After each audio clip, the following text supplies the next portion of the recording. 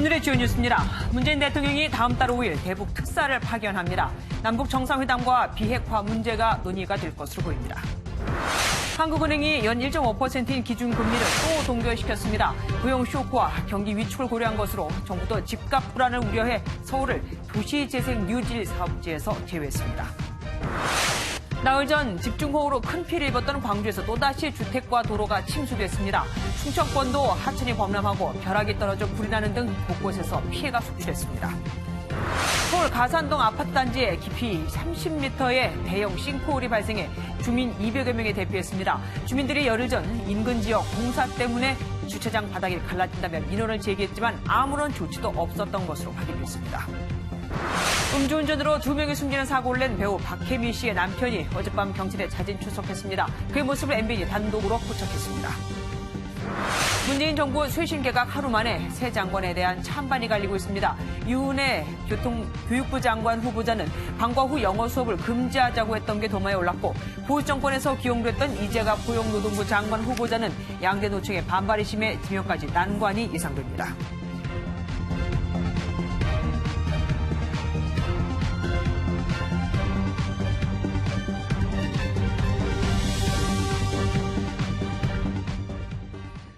문재인 대통령이 오는 9월 5일 평양에 대북 특사단을 파견합니다. 남북 정상회담의 구체적인 일정을 조율하기 위해서인데 이때 문 대통령의 친서를 갖고 가면 김정은 위원장을 만날 수도 있습니다. 먼저 최종락 기자가 보도합니다. 불확실해진 9월 평양 남북 정상회담과 경색된 북미 관계를 풀기 위해 문재인 대통령이 정면 돌파 카드를 꺼내들었습니다. 문재인 대통령은 오는 9월 5일 특별 사절단을 평양에 보내기로 했습니다. 우리 쪽에서 먼저 전통문을 보내 제안했고 북쪽에서 특사를 받겠다는 회신을 보내왔습니다. 논의 주제는 9월 평양 남북 정상회담 등 한반도를 둘러싼 모든 현안입니다.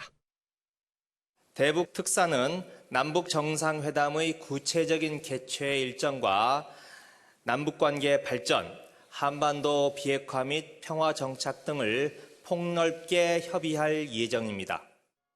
대북 특사와 규모는 아직 확정되지 않았지만 청와대는 김정은 위원장과의 면담을 기대하고 있습니다. 김의겸 대변인은 누가 대북 특사인지는 협의 중이라며 어느 선까지 만날지는 내심 생각하는 바가 있다고 밝혔습니다. 청와대는 또 미국과도 남북 정상회담을 위한 대북 특사와 관련해 긴밀하게 정보를 교환하고 협의했다고 설명했습니다. MBN 뉴스 최종락입니다. 문재인 대통령은 왜 이 시점에 대북 특사단을 파견하기로 했을까요?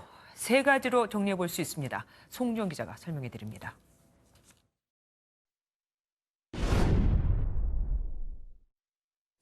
(9월) 안에 평양에서 열기로 합의를 한 만큼 그 합의 내용을 지키기 위해서는 9월 5일 정도가 마이크 폼페이오 미국 국무장관의 방북 취소 여파로 남북 정상회담 일정과 의제 등을 논의할 실무회담 자체가 열리지 못하는 상황이라 자칫 4차 고위급 회담에서 합의한 9월 내 정상회담 개최 자체가 연기나 무산될 수 있다는 위기감이 깔렸던 것으로 보입니다.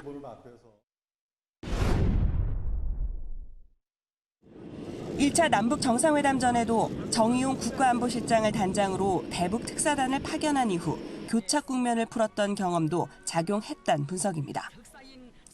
실무회담보다는 대통령 서신 전달 등으로 더욱 긴밀한 대화가 가능하기 때문입니다.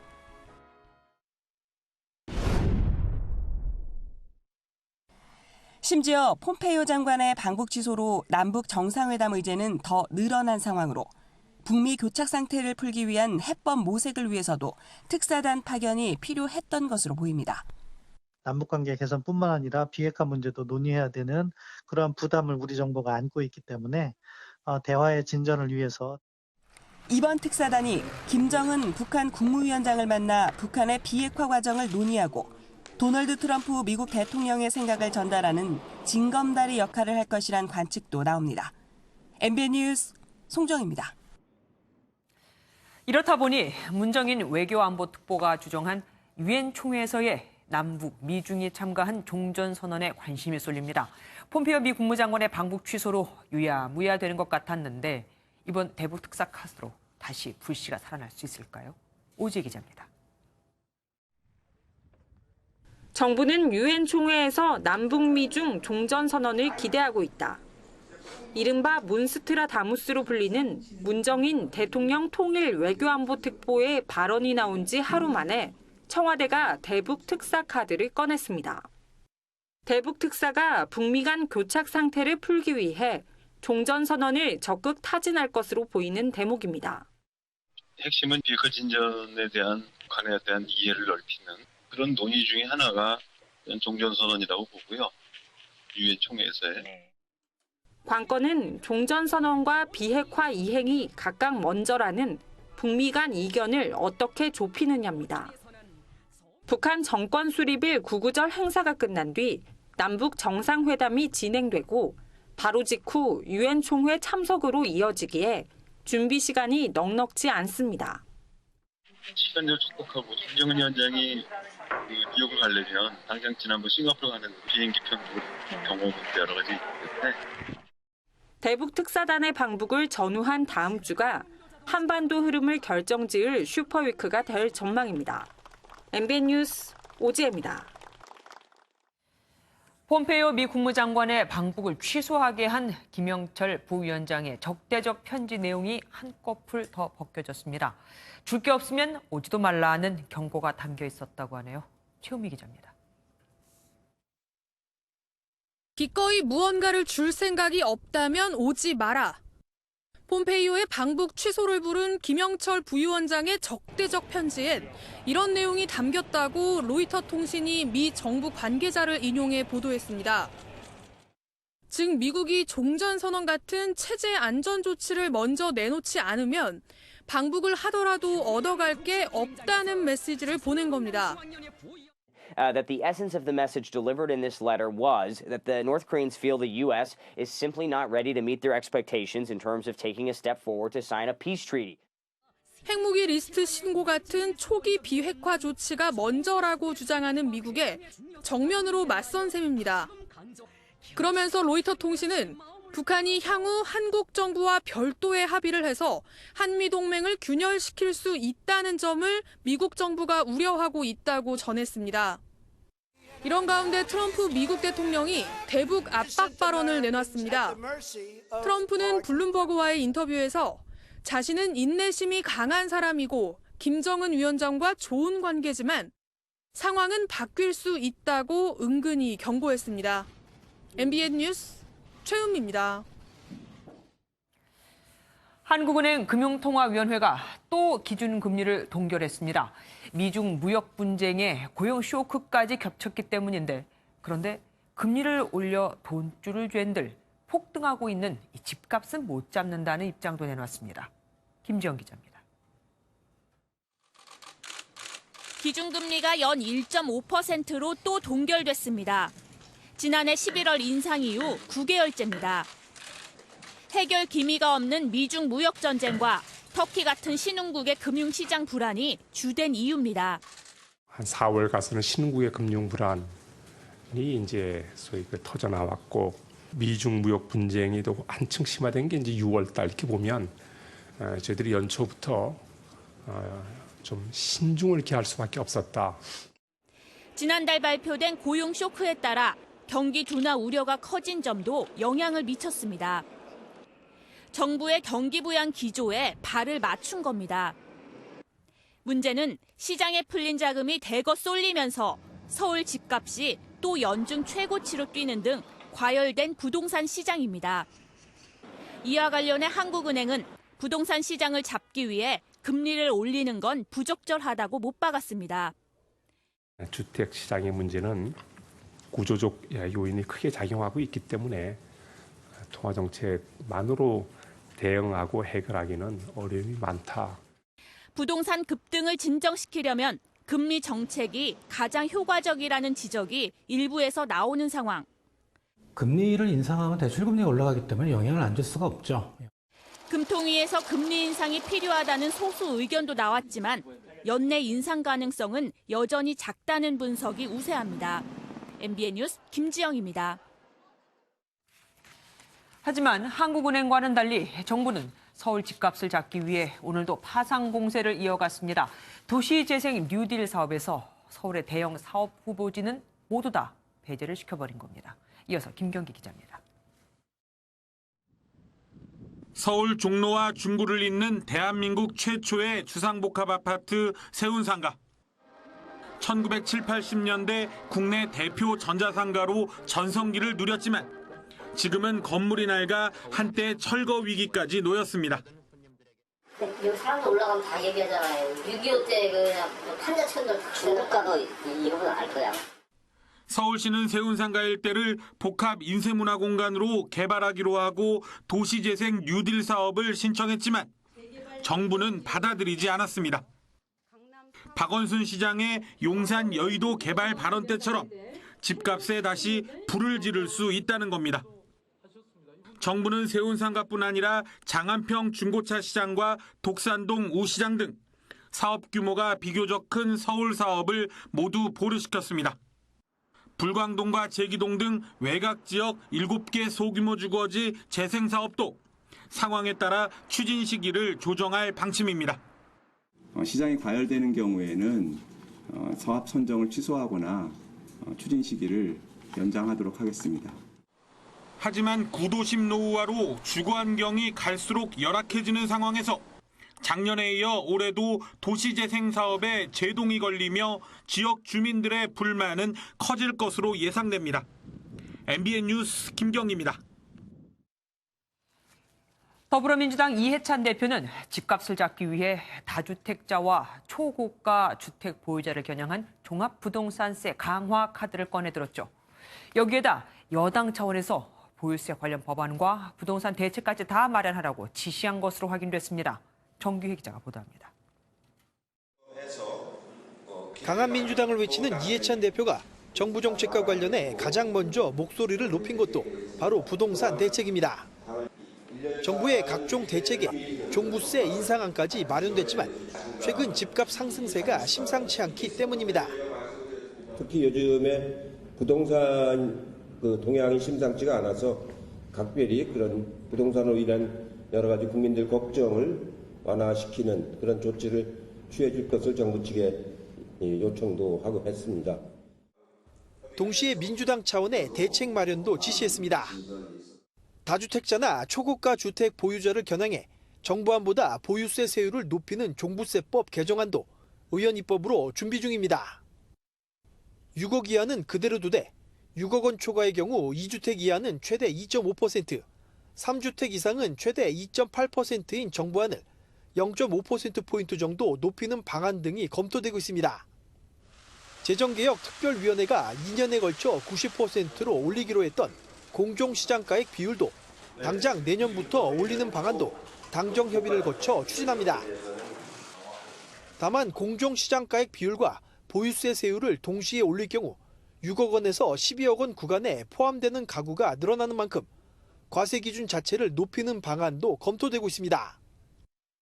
여당 고위 관계자는 시장 상황에 따라 다양한 안을 내놓을 수 있다며 그러나 야당이 주장하는 거래세 인하는 없다고 선을 그었습니다. MBN 뉴스 정규혜입니다. 현 정부의 경제 정책을 겨냥해 전면 재검토가 필요하다는 쓴소리를 했던 김광두 국민경제자문회의 부의장이 어제 문재인 대통령을 만났습니다. 무슨 말을 했을지는 대충 짐작이 되는데 과연 대통령이 받아들였을까요? 김수영 기자입니다. 제이노믹스 설계자로 평가받는 김광두 국민경제자문회의 부의장이 문재인 대통령을 만나 소득주도 성장에 대한 의견을 전달했습니다. 이 자리에서 김 부의장은 현 정부가 소득주도 성장 논쟁에 매몰돼 있다고 조언했습니다. 소득주도 성장은 작은 개념이고 사람 중심 경제가 더 큰 개념이라며 사람 중심 경제라는 큰 틀에서 이야기를 하자는 의견을 문 대통령에게 전달했다고 김의겸 청와대 대변인이 전했습니다. 특히 김 부의장은 한 달 전쯤에도 경제 운용의 기본 구조에 대한 전면 재검토가 필요한 시점이라며 현 정부의 경제 정책에 잇따라 쓴소리를 냈습니다. 이 때문에 이번 문 대통령 면담에서도 소득주도 성장 정책의 전환을 주장한 것 아니냐는 관측이 나왔습니다. 하지만 김 대변인은 소득주도 성장을 변경하거나 폐기하라는 내용은 아니었다고 부인했습니다. 한편 이번 면담은 대통령이 의장인 국민경제자문회의의 자문회의 활동에 대한 보고의 자리였습니다. MBN 뉴스 김수영입니다.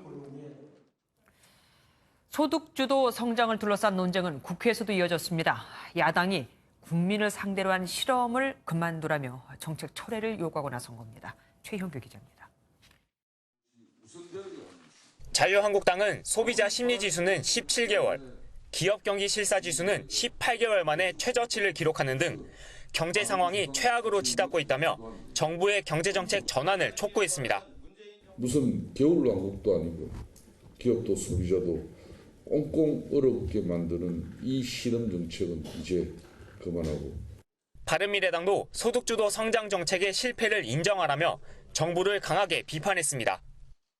첫 단추부터 잘못 꿰어진 소득주도 성장과 이를 억지로 끝끝내 정당화하기 위해 국민의 혈세를 퍼붓는 정책 실패부터 솔직히 인정하고, 반면 더불어민주당은 당정청이 머리를 맞댄 1박 2일 워크숍을 열며 소득주도 성장 정책 추진에 힘을 실었습니다. 경제 상황이 어려울수록 소득주도 성장을 통해서 일자리와 민생을 챙기는 일을 더욱더 박차를 가해야 된다고 생각합니다. 장하성 청와대 정책실장 역시 경제가 성장해도 중산층, 서민들의 소득이 늘지 않는 구조를 해결해야 한다며 정책 기조를 유지하겠다는 뜻을 내비쳤습니다. 여야가 규제개혁과 민생법안에 대한 의견차는 좁혔지만 소득주도 성장을 둘러싼 이견은 여전해 9월 정기국회에서 경제정책 예산안을 둘러싼 신경전은 계속될 전망입니다. MBN 뉴스 최영규입니다. 지난 월요일 물바다가 됐었던 광주가 나흘 만에 또 잠겼습니다. 시간당 60mm가 넘는 폭우가 쏟아졌거든요. 자다가 방까지 들어온 토사에 매몰된 부부도 있습니다. 정치훈 기자입니다. 맨홀 뚜껑이 들썩거리기 시작하더니 급기야 분수처럼 솟구쳐 오르기 시작합니다. 갑자기 쏟아진 빗물을 받아내지 못하고 역류했습니다. 순식간에 도로에 물이 차고 저지대 쪽으로 마치 계곡처럼 흙탕물이 올라갑니다. 모래주머니를 쌓아놨지만 막기에는 역부족입니다. 삽시간에 불어난 물에 가게 안은 아수라장이 됐습니다. 나흘 만에 또 벌어진 물난리에 상인들은 망연자실합니다. 한 5분이면은 이 동네가 물바다 돼버리니까 보고만 있을 수밖에 없는 거죠. 거의 포기 상태죠. 장사는 어차피 오늘부터 해가지고 며칠 또 못하는 상황이 되는 거고. 주요 도로는 곳곳이 침수돼 오전 내내 교통이 마비됐습니다. 전북 군산에서는 야산이 무너지면서 주택을 덮쳤습니다. 안방까지 밀고 들어온 흙더미에 갇혔던 부부는 40여 분 만에 소방대원에게 구조됐습니다. 70대 노부부가 이대에 살고 있는데 토사가 방안까지 밀려와가지고 지금 응급 상황이 발생해서 병원에. 초등학교 운동장이 통째로 잠기는가 하면 하루 동안 400mm에 가까운 물폭탄이 쏟아진 섬마을은 해안도로가 유실됐습니다. 비가 말도 못 올 정도로 쏟아져가지고 도로가 끊기고 난리가 나가지고 말도 못 하겠습니다, 이거. 일주일 새 두 차례 물난리를 겪은 호남은 내일도 비 예보가 있어 긴장을 놓지 못하고 있습니다. MBN 뉴스 정춘입니다. 대전과 충청 지역에도 천둥, 번개를 동반한 강한 비가 내리면서 곳곳에서 피해가 잇따랐습니다. 이 와중에 낙뢰로 불이 난 곳도 있습니다. 김명현 기자가 취재했습니다. 온통 새카맣게 탄 가건물에 죽은 병아리가 널려 있습니다. 어제 오후 9시 10분쯤 양계장에 불이 나 병아리 6,000마리가 죽었습니다. 장대비가 쉴 새 없이 쏟아지는 사이 이 양계장으로 번개가 떨어졌습니다. 탁 먹어서 번쩍하더니 차단기 다 불이 나가버렸어요. 그래갖고서는 이제 나와보니까 여기 불이 붙었어요. 새찬비를 동반한 천둥번개에 도로 한가운데 신호등이 꺼졌습니다. 교통 혼잡이 빚어지자 경찰이 통제에 나섭니다. 불어난 하천물은 산책로를 집어삼켰고 온벽이 토사가 쓸려 내려옵니다. 빌딩 지하는 순식간에 물이 들어찼습니다. 양수기를 가동했지만 물을 빼내기는 역부족입니다. 대전 도심의 하상도로는 전면 통제됐습니다. 이 하상도로가 큰 그 역할을 많이 하는데 도로에 정체가 되고 이렇게 하면 상당히 좀 힘들죠. 사고도 잇따랐습니다. 갑자기 불어난 계곡물에 주민 2명이 고립됐다가 구조됐습니다. 충북 보은에서는 오늘 오전 9시쯤 홀로 나온 6살 아이가 하천물에 휩쓸려 숨졌습니다. MBN 뉴스 김영현입니다. 서울의 한 아파트 단지에서 땅 꺼짐 현상, 싱크홀이 발생해 주민 200여 명이 긴급 대피했습니다. 무려 깊이 6m에 30m 넓입니다. 추가 붕괴 조짐이 없다고 하지만 주민들은 무서울 수밖에 없습니다. 권영봉 기자입니다.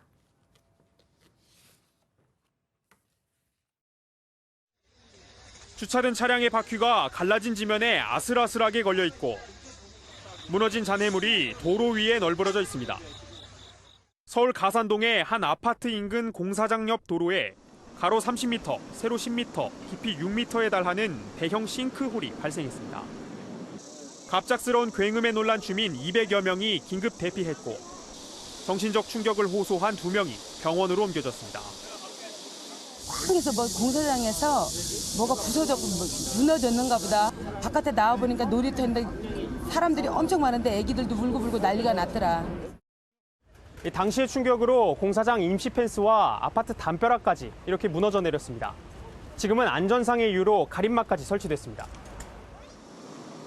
싱크홀이 발생한 곳에서는 지난해 말부터 오피스텔 공사가 한창이었는데 지하 터파기 공사를 위한 흙막이가 무너지면서 땅이 꺼진 것으로 추정됩니다. 무너진 상태가 흙으로 덮여져 있는 상태이기 때문에 그 원인을 조사하려면은 공사 기록부터 시작해서 주변 현황까지 좀 파악한 다음에 해야 될 것 같아요. 또 다른 싱크홀이 생기지는 않을까 아파트 주민들의 불안감은 계속되고 있습니다. MBN 뉴스 권용보입니다. 주민들은 이 싱크홀이 폭우 때문이 아니라 아파트 앞 공사장의 부실 시공 때문에 발생한 거라고 주장합니다. 3개월 전부터 주차장 바닥이 갈라지고 담장이 흔들려 열흘 전엔 조사까지 요청을 했었다고요. 배준우 기자입니다. 싱크홀이 발생한 아파트 주민들이 지난 21일 금천구청장 앞으로 보낸 문서입니다. 아파트 단지 내 주차장 지반이 갈라져 침하가 우려되니 원인을 조사하고 그때까지 공사를 중단시켜달라고 돼 있습니다. 사고가 발생한 현장 앞에 있는 아파트입니다. 아파트에서 내려다보면 한눈에 보이는 가까운 곳에서 공사가 한창 진행되고 있습니다. 하지만 담당 부서는 9일 만인 어제에서야 해당 요청을 파악했고 심지어 퇴근 무렵이라며 조치하지 않았습니다. 건축과에 어제 퇴근 무렵에 진정서가 왔다고 그래요. 균열간 그런 내용에 대해서는 입수된 게 없었던 걸로 지금 파악되고 있습니다. 주민들은 싱크홀이 폭우 때문이 아니라 오피스텔 공사장의 부실 시공 때문이라고 주장하고 있습니다. 이건 자연재해가 아니라 인재예요, 인재. 그 앞전부터 비가 오기 전부터 이것은 조짐이 보였고 24일 날까지 비가 오지도 않았습니다. 현장을 조사한 전문가는 알려진 것처럼 아파트가 심하게 기울지 않아 당장 붕괴 위험이 있는 수준은 아니라고 밝혔습니다. 현재 상태로서는 당장 건물의 큰 붕괴 위험이나 안전에 대한 징후는 보이지 않고 있다라고 말씀을 드릴 수 있고요. 5도가 기운다 그러면 산술적으로 4m 정도가 기울어야 되거든요. 그건 말이 안 되는 얘기. 부실 시공 논란이 제기되는 가운데 국토부는 안전이 확인될 때까지 인접 공사장에 공사 중지 명령을 내렸습니다. MBN 뉴스 배준우입니다. 관리소에서 주차 탁지를 붙였다며 아파트 주차장을 차로 막아버렸던 차주가 결국 물러섰습니다. 나흘째 차를 방치하더니 어젯밤에 사과문을 발표하고 차를 뺀 겁니다. 또 곧 이사도 갈 거라고 하네요. 노승환 기자입니다. 인도에 올라선 한 수입차.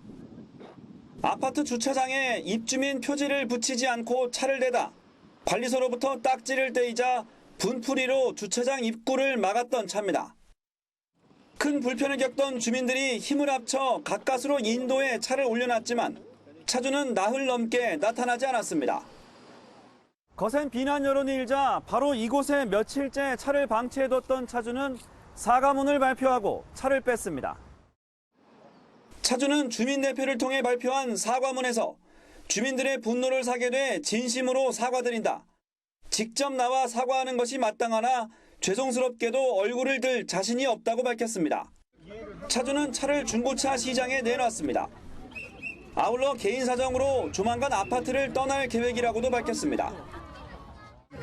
주민 여러분 고생하셨습니다. 경찰은 주차장 입구를 막은 행위가 일반 교통 방해 혐의에 해당한다고 보고 며칠 안에 차주를 불러 조사할 예정입니다. MBN 뉴스 노승환입니다. 사실 이렇게 일이 커진 건 불법 주차된 차량을 강제 견인하지 못해서도 있죠. 차량은 사유지라서 견인을 못했지만 차주는 조사를 할 수 있다고 합니다. 일반 교통방해죄를 적용하면 된다는데 그럼 처벌이 가능할까요?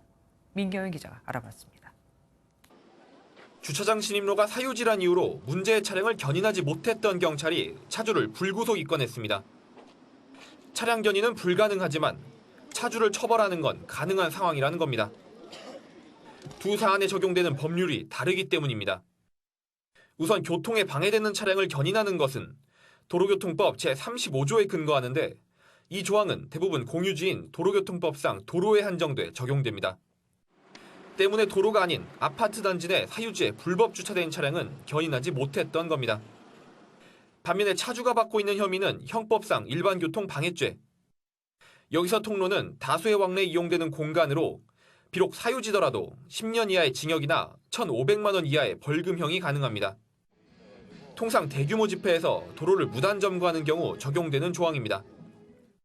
나흘 동안이나 여러 주민들의 교통을 방해한 행위이기 때문에 처벌을 받아야 마땅합니다. 따라서 적어도 벌금형 이상의 처벌은 받을 것으로 보입니다.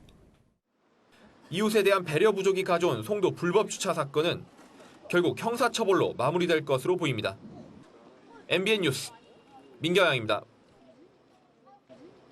그런가 하면 이런 일도 있었습니다. 45인승 대형 버스가 유턴 중 갑자기 고장이 나 3개 차선을 가로막고 멈춰서 버린 겁니다. 10톤이나 되는 이 버스를 지나던 사람들이 힘을 합쳐 갓길로 끌어내 주었습니다. 안진우 기자입니다. 도로 한복판을 가로막은 45인승 대형 버스를 시민과 경찰이 밀기 시작합니다. 3개 차선을 가로막고 서 있던 버스가 서서히 움직입니다. 앞쪽에선 한 사람이 방향을 잡고 뒤에선 시민들이 힘껏 버스를 밉니다. 3차선 도로를 가로막았던 버스는 30초 만에 무사히 갓길로 옮겨졌습니다. 유턴하던 시외버스가 갑자기 고장나 도로에 멈췄습니다.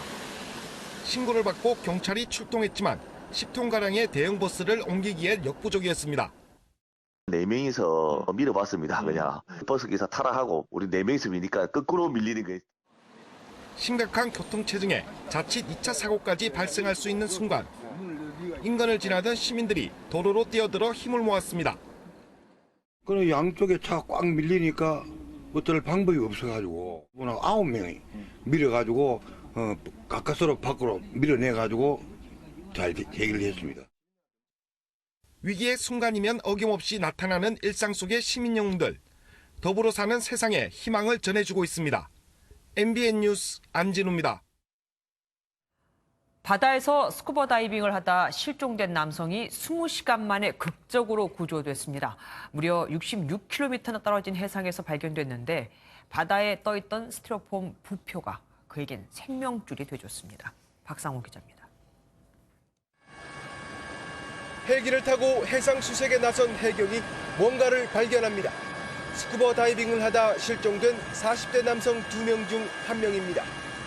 스티로폼 부표를 잡고 있는 남성을 해경이 밧줄을 타고 내려가 구조합니다. 함께 있던 동료는 거센 조류에 떠밀려 사라졌습니다. 해경은 조류가 흐르는 방향을 따라 밤샘 수색 작업을 벌였지만 추가 실종자를 찾지는 못했습니다. 무려 20시간 가까이 시간이 흘러 수색 반경이 더 넓어진 상황. 그런데 실종 지점에서 66km나 떨어진 해상에서 극적으로 구조 소식이 들려왔습니다. 앞에 시커매가 떴는데 물이 들어갔다 나왔다 이러더라고. 그래 자세히 보니까 사람이더라고요. 손을 흔들대. 구조된 남성은 당시 부표를 잡고 버티고 있었습니다. 다이빙 수트를 입고 있던 덕에 곧바로 퇴원할 정도로 건강한 상태입니다. 만약에 이분이 수트를 안 입었고 헤엄을 치려고 이렇게 생각했다면 상당히 위험했을 겁니다. 해경은 실종자를 구조한 선장에게 감사장을 전달했습니다. MBN 뉴스 박상호입니다. 음주운전을 하다 2명이 숨지는 사고를 낸 배우 박혜미 씨의 남편이 어젯밤 경찰에 자진 출석했습니다. 죗값을 달게 받겠다고 했다는데 경찰 조사를 마치고 귀가하는 그의 모습을 MBN이 단독 포착했습니다. 장명훈 기자입니다. 박혜미 씨의 남편 황모 씨가 모자와 마스크로 얼굴을 가린 채 경찰서를 빠져나옵니다. 쏟아지는 질문엔 연신 죄송하다며 울먹였습니다. 돌아가신 두 분에 대해서도 죄송합니다. 정말 죄송합니다. 어제 저녁 7시 반쯤 출석한 황 씨는 교통조사팀 조사실이 아닌 진술 녹화실에서 따로 조사를 받았습니다. 언론의 취재를 의식해 경찰에 따로 요청한 것으로 보입니다. 소환 통보 전 자진해서 출석한 황 씨는 경찰 조사에서 교통사고에 관한 혐의 대부분을 인정한 것으로 알려졌습니다. 본인은 죄를 달게 받겠다. 충분히 죄를 달게 받겠다. 다만 경찰은 관계기관에 요청한 증거 분석 자료가 도착하면 황 씨를 재차 불러 조사할 것이라고 밝혔습니다. 황 씨에 대한 구속영장 신청 여부 역시 2차 조사가 마치는 대로 결정될 예정입니다. MBN 뉴스 장명훈입니다.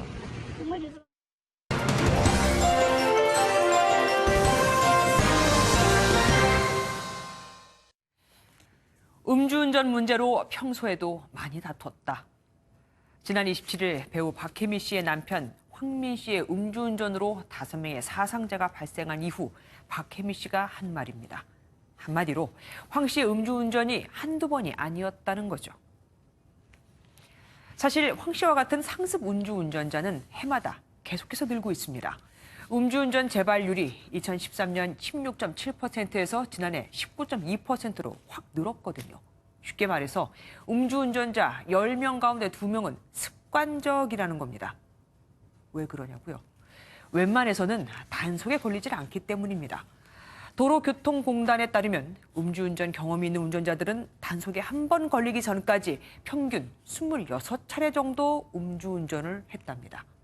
안 걸리고 3년 동안 50번이나 음주운전을 한 사람도 있었죠. 주로 밤에만, 일정한 시간에, 또 대부분은 미리 공지까지 다 해놓고 단속을 하니 어쩌다 단속에 걸리면 재수가 없었다고 생각을 할 정도입니다. 뿐만 아니라 처벌도 솜방망이에 불과합니다. 음주운전자의 처벌이 벌금형 중심으로 돼 있어서 돈만 내면 끝난다는 생각을 많이들 하죠. 거창하게 삼진아웃제라고는 하지만 음주운전 2회까지는 그냥 초범과 동일하게 가장 강력한 처벌이라 해도 면허 취소 1년이 전부입니다. 술을 마시고 운전을 해도 잘 걸리지 않고 걸리더라도 처벌은 솜방망이에 불과하니 음주운전 유혹에 쉽게 넘어갈 수밖에요. 음주운전은 아무 상관없는 애꿎은 사람까지 죽게 만드는 잠재적 살인, 묻지마 살인과 다를 게 없습니다. 그래서 다른 나라들은 한 번만 음주운전을 하다 적발돼도 차량을 몰수해버리거나 바로 수감시켜버립니다.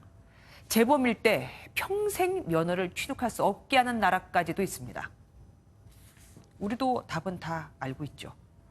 국회에서는 음주운전 처벌 강화법을 제출해놨고 정부도 음주운전 단속 기준을 0.03%로 강화하기로 법안을 내놨죠. 하지만 모두 국회 계류 중 언제 통과될지 알 수 없습니다. 문제는 실천이라는 얘기죠. 도대체 얼마나 더 많은 무고한 희생자가 나와야 상습 음주운전을 막을 실행 방안을 내놓을까요? 자신의 가족이 당장 오늘 밤 음주운전의 희생자가 된다고 해도 그냥 이대로 있을 것인지 묻고 싶습니다. 뉴스 초점이었습니다.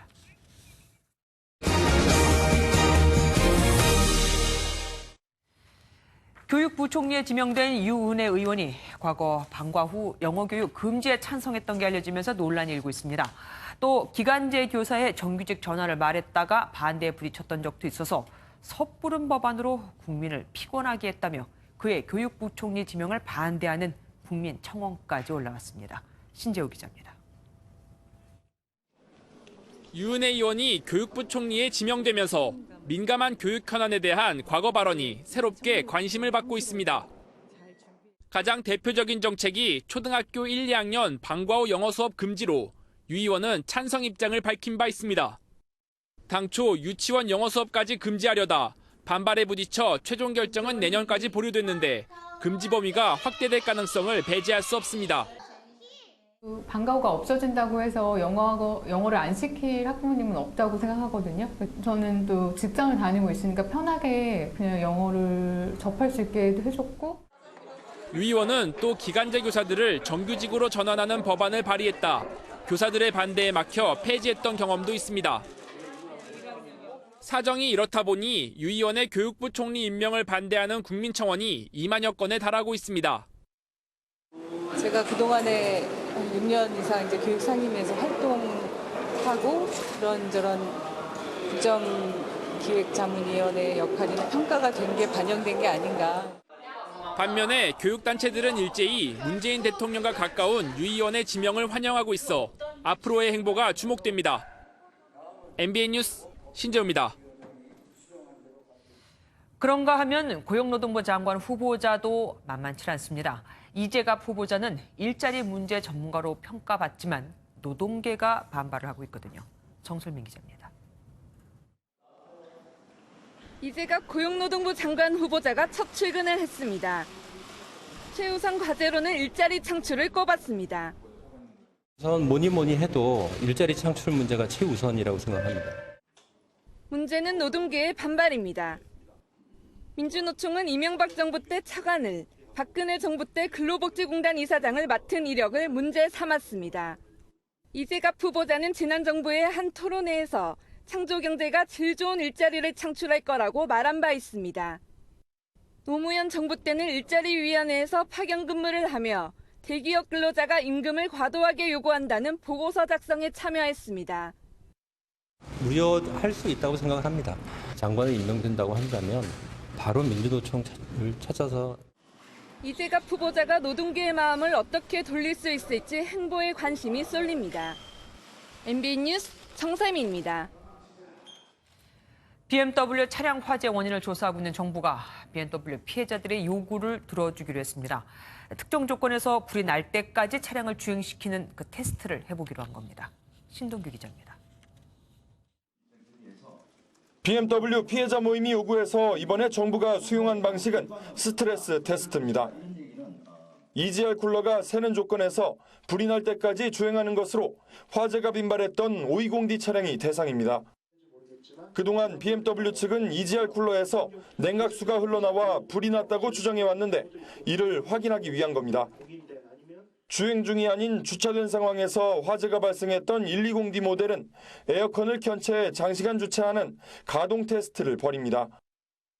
또 한국에서만 화재가 빈발한 이유를 찾기 위해 유럽산 BMW 차량 소유자들의 협조를 얻어 국내 차량과 EGR 모듈을 비교할 계획입니다. 소프트웨어 결함 등 민간 전문가들이 제기한 원인도 종합적으로 검토합니다. BMW 주장하는 부분하고 완전히 틀린 부분이 확인된다는 뜻을 가지고 있어서 이전에 제기됐던 의혹이 풀릴 수 있는. BMW 피해자 모임은 이번에 정부가 수용하지 않은 미국 연방교통안전위원회 NTSB의 화재 원인 분석을 의뢰하는 건 자체적으로 추진하기로 했습니다. MBN 뉴스 신동규입니다. 충남 태안 현대솔라고 CC 솔코스에서 열린 제22회 매경 솔라고배 아마추어 골프 선수권 대회에서 청주 신흥고 이승찬 군이 합계 16언더파를 쳐 남자부 우승을 차지했습니다. 여자부에선 20언더파를 친 수원 방통고 서어진 양이 우승을 차지했습니다.